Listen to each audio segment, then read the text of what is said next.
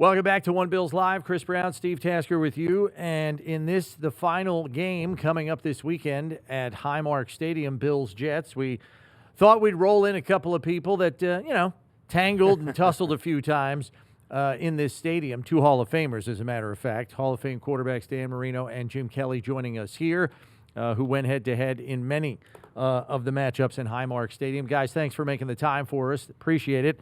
Dan, I want to start with you because this is a stadium that wasn't all that friendly to you in your career. What flashes in your head when somebody tells you about what was formerly called Rich Stadium and now Highmark Stadium? So, I mean, for me in my career, actually, when we played up there early, when my rookie, few years in, whatever, I mean, we dominated up there. And then Jim and Bruce and the boys, Steve, they all kind of come in, and eventually then they start kicking our butt there for a long time. And that's the kind of memory I had. I mean, just the fans were always, is I would say probably the toughest place to play in the league, with the weather and all the situation and how the fans are. It was really tough to play there. So, I mean, I enjoyed the competition of it, but like my memories weren't great. And then having Bruce Smith on my left side over there always coming at me, that was that you always had to understand that possibility in a game where he could rip your head off. Yeah, Jim, you watched, and you and Dan, and I knew you guys have been friends for decades now, and you guys competed against each other. You had a lot of respect for each other. Jim, what did you think? I mean, you knew Miami was coming up with Don Shula and the whole crew coming up. You knew it was going to be a dogfight every game, but nevertheless, the Bills fans hated Miami like nobody else. There's no doubt about it. I mean, you said it pretty much right on, because every time, when that season came on and when the schedule came out, and I'm sure you thought the same thing, Steve, that you always looked, and when you played the Dolphins, you hoped you played the Dolphins in the cold, when it was cold, but you also hoped that they came up and played in Buffalo in the cold. But we knew going into the season every single year, from the year I got there in 1986 till I left, that it was going to be a battle because, of course, Dan on the other sidelines, you knew that you were going to have to limit the amount of turnovers you had. You knew you were going to have to score points because you knew that they were a machine. They had Duper and Clayton. They had guys out there that, could catch the football. They scored points a lot. So for us, of course, it all came down to Marino, Kelly, Shula, Levy. I mean, that's just the way it was all the time. And then, of course, I was, thank God, every day that I had number 78 on my team, that he wasn't rushing me, that he was rushing on number 13 all the time. But, we knew it was going to be competition each and every, not only week that would play them, but throughout that year, when it came down to the end of the year, we knew it was going to be home field advantage going to either the Dolphins or the Bills. Yeah, and for division rivals, Dan, you guys squared off, a few times in the playoffs as well. Yes. I know a lot of people remember the 44-34 shootout up here in January 91. I know it's a while back. The memories might be a little fuzzy, but, I mean, what was the plan when you had to come up here and deal with that crowd noise that you spoke of, in addition to, a guy like Bruce? I mean, you had a nice left tackle in, Richmond Webb, don't get me wrong, but played a lot, against Bruce, and Richmond, I felt like did a really good job against Bruce most of the time. He really did. That game in particular, the one, because I think it snowed like 5-6 inches during the game. Yeah, it snowed. I remember I always used to say, when it snows, you got to throw the football because you can't get a pass rush. The DBs can't move. You know where you're going. And, I remember we threw, both of us, Jim and I threw for a lot of yards in that game. But the one thing was, the one touchdown I remember is I was on the goal line and I actually ran a bootleg and scored because I did. Yeah, look, why are you laughing, Jim? I ran a bootleg, to score a touchdown in that one. But that was a great game. But in general, going up there, you had to deal with the crowd noise, and it was always fun competition. But I love the competition. And I do remember, Jim, when, way back when you guys first started beating us and you beat us down at Joe Robbie, um, it was at the end of the game and you brought the Bills, you brought your offense back on a like a last minute drive and won that game. And we were ahead, Yeah. most of the game. And after that, that's when you guys started, to beat us pretty consistently.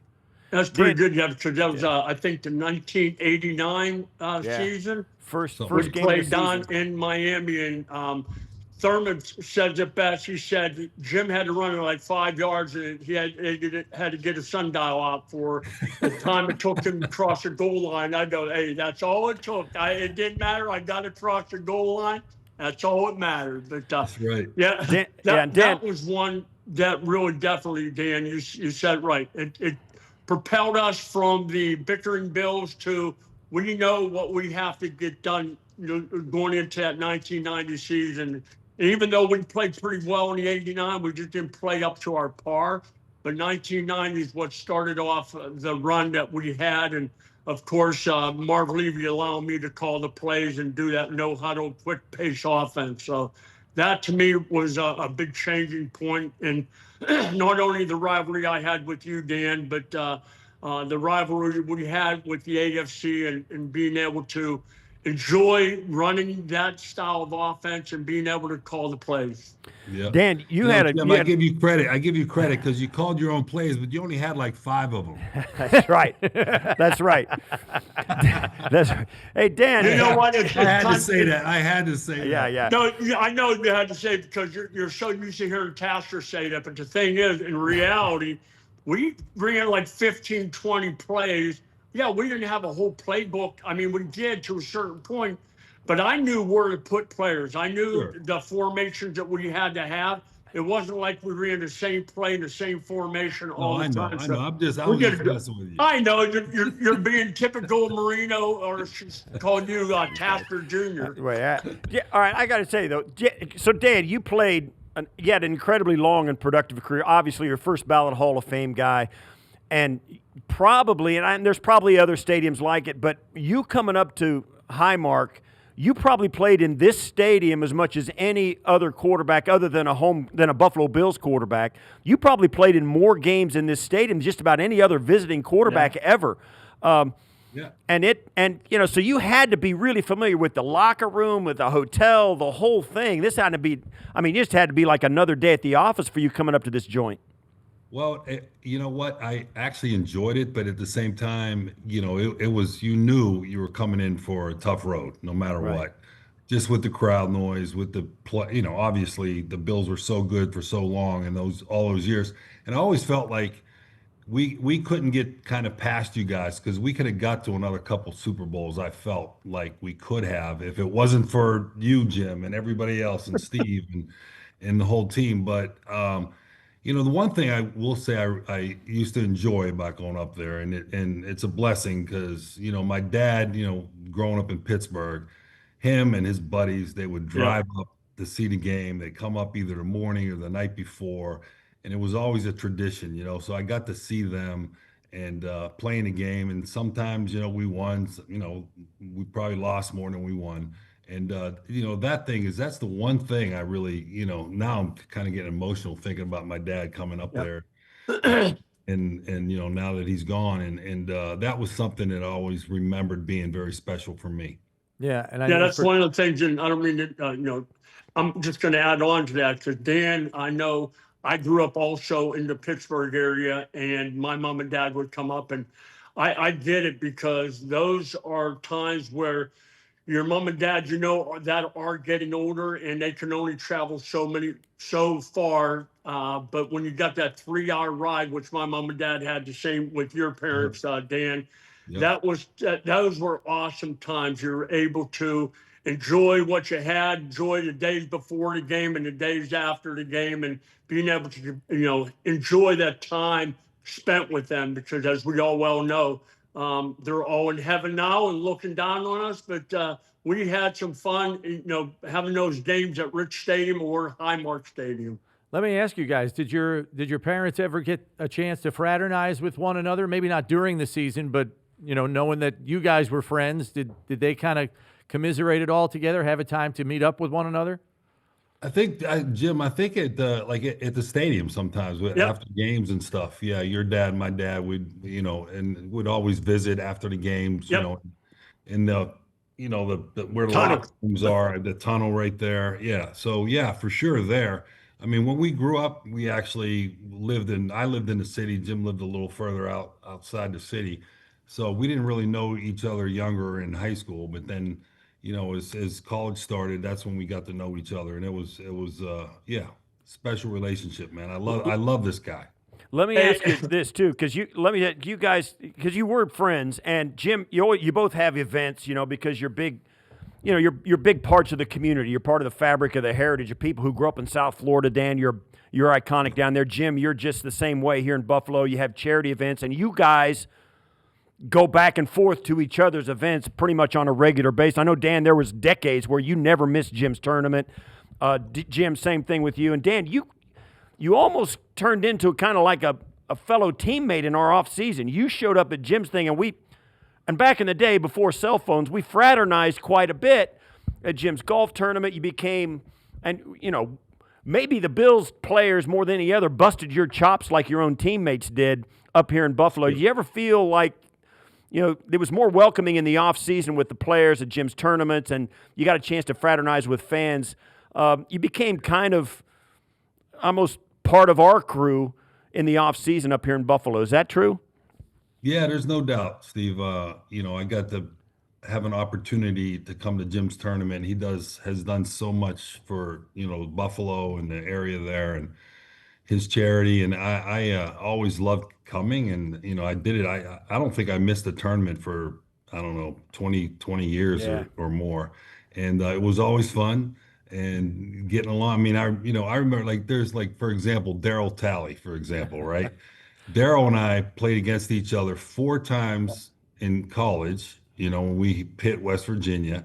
And then I bet you we played against each other 20 or more times, in the pros at least, right? So, like, he played 15 years, I played 17. He played for a couple in Atlanta. So, those kind of relationships you have, and just the competition of it is fantastic. And I would love to come up. I love coming up to Buffalo. I think I told this to you, Jim, one time, is everybody there, they love me every day of the week, but they hate me on Sundays. And the thing is, you hit it right on. And the thing is about those days back then, when you rewind the tape, is I had my golf tournament, you had yours, Elway had his, Bernie Kosar had his, and then there's Boomer Esiason and Jim Everett. I mean, I could go on and on, because you come to mine, I'll go to yours. And that was pretty much back in the day when we were all single. None of us had, wives or kids.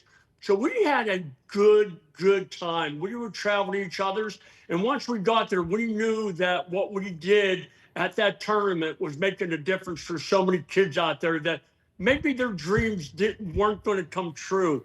But the thing is, what we did away from the gridiron, away from that football field, we were difference makers. And Dan, you still continue to do that down there in Miami. I love going down. I know that we get to see each other every year a couple times. But the bottom line is, once we're removed from football, we have families now. But we also understand, and you had a Michael, and with autism, and then of course I had a son with Krabbe leukodystrophy. But we try to be a difference maker for so many people out there.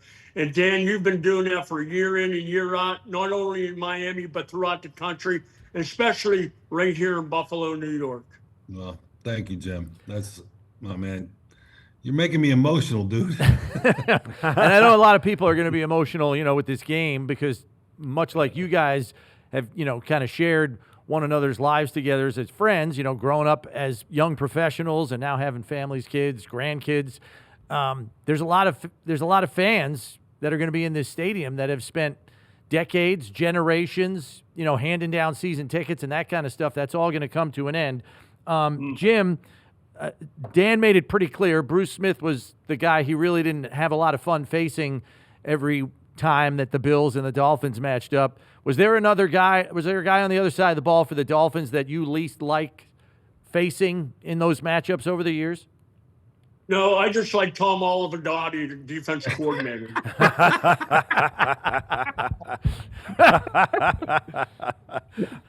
Wow. I had to say, Tom was coach when I went. You liked him. I'm not sure I liked him that much. So. No, to be honest with you, there were so many guys there. I know Zach Thomas, what he does now, he tells everybody that his first 2 interceptions were against me, and now he's in the Pro Football Hall of Fame. And every time I see him, he thanks me. I go, for what? He goes, for helping me get into the Hall of Fame, because my first 2 interceptions were against you. I'm like, oh, boy. Yeah, But, no, you know what? The thing is, we all know. I mean, there's individuals that you go against that you'll remember from the time you started. Mine, a guy, and he was not a Dolphin. As a matter of fact, he was the New York Jets. But it was Joe Flacco, and that's my dog going nuts. The plow guy's here, Dan. It's not my driveway.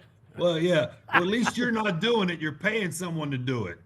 Yeah, well, of course, I'm not going to plow. I thought you were plowing, you're cutting trees, you're doing all that stuff. So I got Randy's not here, my tree guy. So you know it's that New Year's, man. He's back in Pennsylvania or somewhere.